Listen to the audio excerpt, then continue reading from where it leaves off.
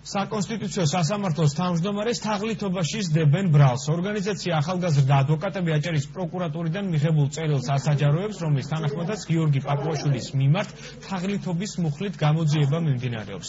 საქმე ეხება ქონება ჩამორთმული როლანდ ბლადაძის შემთხვევას, რომელსაც 2007 წელს პრეზიდენტის განკარგულებით გორგილაძის ქუჩა ნომერ 37-ში არსებული საცხოვრებელი სახლი ჩამოერთვა და სიმბოლურ ფასად 1000 ლარად პაპუაშვილს გადაეცა. ადვოკატების მტკიცებით საკონსტიტუციო სასამართლოს თავმჯდომარემ 2010 წელს სახლთან არსებული ავტოფარხი თვითნებურად მიითვისა, რომელიც გადასაცემ ობიექტთან ნუსხაში არ ყოფილა.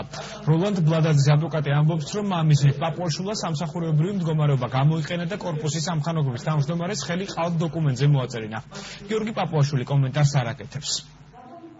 აჭარის მთავარ პროკურატურაში მიმდინარეობს სისხლისამართლებრივ საქმესთან დაკავშირებით სისხლისამართლებრივი კოდექსის 114 მუხთან მიმართებით, რომელიც გულისხმობს თაღლითობას, საგამოძიებო მოქმედებები და ეს საგამოძიებო მოქმედებები მიმართულია საქართველოს საკონსტიტუციო სასამართლოს თავმჯდომარის გიორგი პაპუაშვილის სავარაუდო დანაშაულის მიმართ.